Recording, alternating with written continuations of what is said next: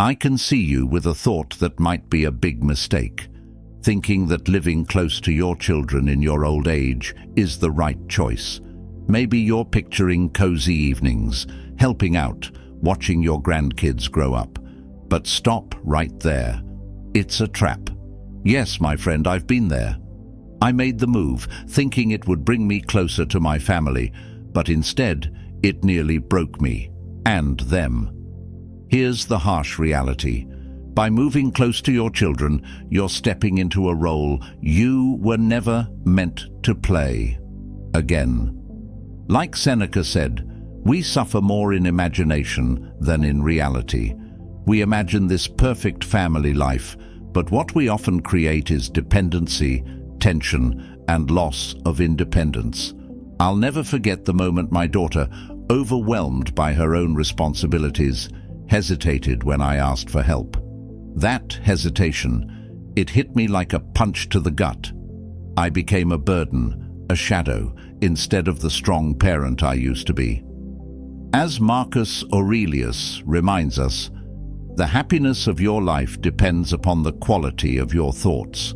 All you need is clarity, not proximity, not being that burden. Living too close to your children may seem like a gift at first, but soon enough, it turns into quiet resentment on both sides.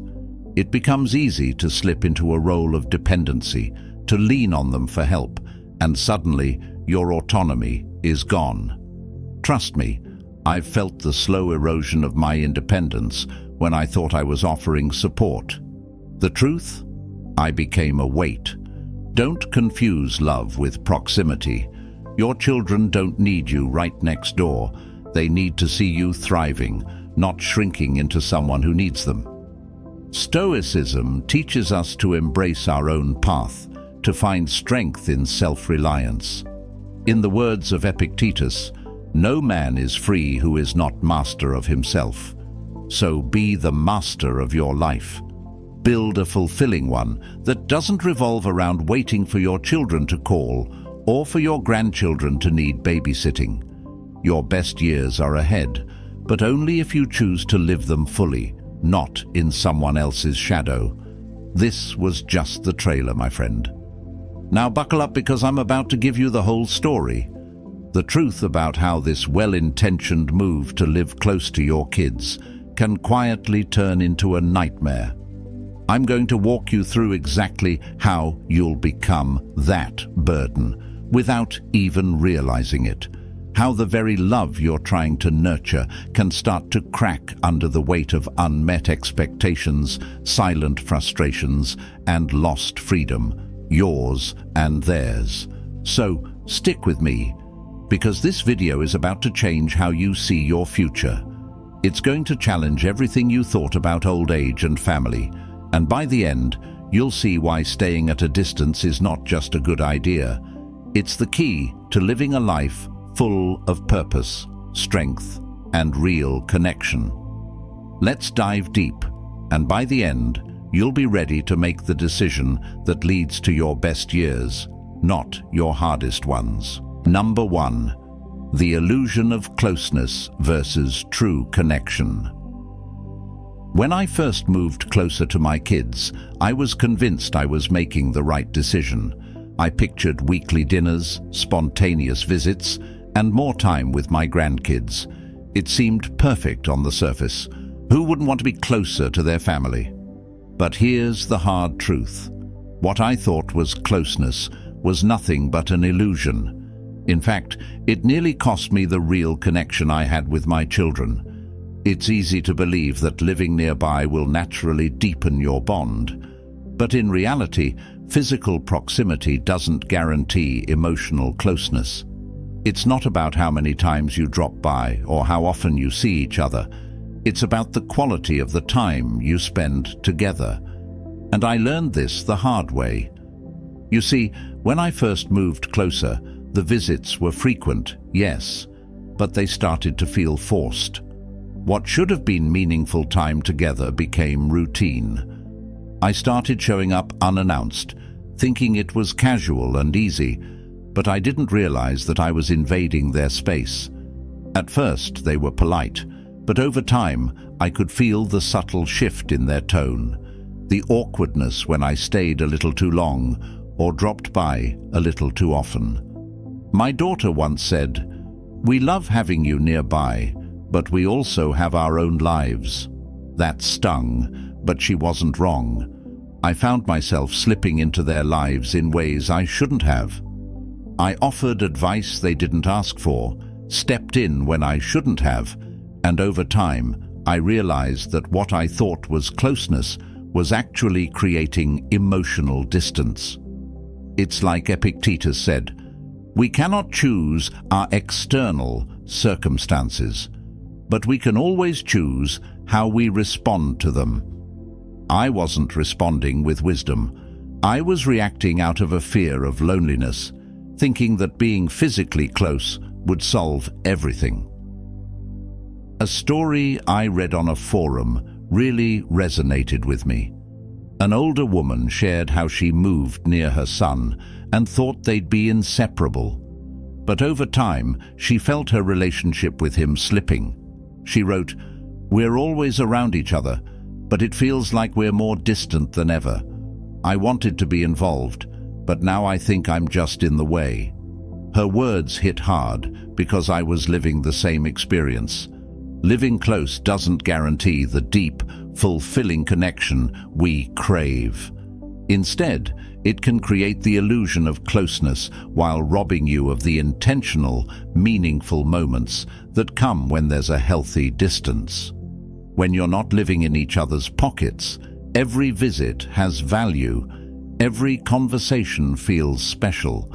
But when you're always around, the novelty fades, and the relationship can suffer in ways you never saw coming. My friend, stick with me because this is just the beginning.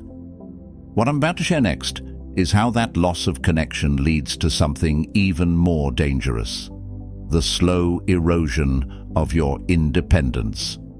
Trust me, it's a slippery slope, and I'm going to show you exactly how it happens. Number 2, loss of personal independence. After moving closer to my kids, I quickly noticed something I wasn't prepared for: the slow and steady loss of my own independence. And the worst part? It happened without me even realizing it. What starts as little things? "Could you pick up some groceries for me?" Or, "Can you help me with this errand?" Snowballs into a situation where you're asking for help more often than you'd like to admit. At first it seems harmless, but over time you start relying on them for everything, losing that sense of self-sufficiency that once defined you. I used to pride myself on being able to handle things on my own. I'd always been independent, but suddenly, living so close, it became too easy to ask for help. Need something fixed? Call my son. Need a ride? My daughter will handle it. And slowly, I stopped doing things for myself. It wasn't intentional, but it was like a comfortable trap, one that slowly wrapped itself around my life, squeezing out my sense of self-reliance. Seneca once said, "It is not because things are difficult that we do not dare. It is because we do not dare that they are difficult." I realized I had stopped daring. I had let the convenience of proximity make things difficult for me, not because they were, but because I was no longer pushing myself to do them. I had surrendered the very independence I'd spent a lifetime cultivating. A story I came across on a forum echoed my own experience. A man shared how he moved in with his daughter, thinking it was a practical solution. But soon, he found himself unable to make simple decisions without consulting her. He wrote, "I forgot how to live my own life." Everything started revolving around their schedule, their needs, and I slowly became someone I didn't even recognize. I could relate to that. You begin to feel like a shadow of who you once were. Losing your independence isn't just about losing the ability to do things. It's about losing yourself. You stop making choices for yourself because it's easier to rely on your kids. And that, my friend, is the most dangerous trap of all. Stick with me, because next, we're diving into how this not only affects you, but how it begins to strain your children's lives too. Trust me, it's not pretty. Number 3, eroding your sense of purpose. When you move closer to your kids, there's this idea that you'll be more involved, more connected, that somehow this proximity will give you a renewed sense of purpose. But what I didn't realize at the time was that this move was actually stealing that purpose from me, bit by bit. Before I made the decision, my life had structure. I had hobbies, activities, and routines that kept me engaged. But living near my children, it made everything too easy, too convenient. I started letting go of the things that gave my days meaning, because I thought spending time with my family would fill that gap. Instead, I found myself waiting for them to call, waiting for them to need me. And when they didn't, I felt empty. I had shifted my purpose from living my own life to orbiting around theirs. I remember one day when I realized how far I'd drifted from my own life. I was sitting in my daughter's kitchen, waiting for her to come home, and I thought, what am I doing? This isn't who I am. The sense of fulfillment I once had, the activities I loved, were gone, replaced by a hollow waiting game. In the words of Epictetus, first say to yourself what you would be, and then do what you have to do. I had forgotten to do what I had to do for myself. When your life revolves around your children, you lose sight of your own passions, your own drive, and slowly that sense of purpose erodes. Stick with me, because next we're going to dive into something critical, the emotional distance this creates, even as you think you're getting closer. You'll want to hear this. Number 4, creating emotional distance, not closeness. Ironically, moving closer to my kids, something I thought would bring us emotionally closer, did the opposite. The more physically present I was, the more distant we seemed to become emotionally. I thought that by living nearby, I would be part of their daily lives, more involved, more connected.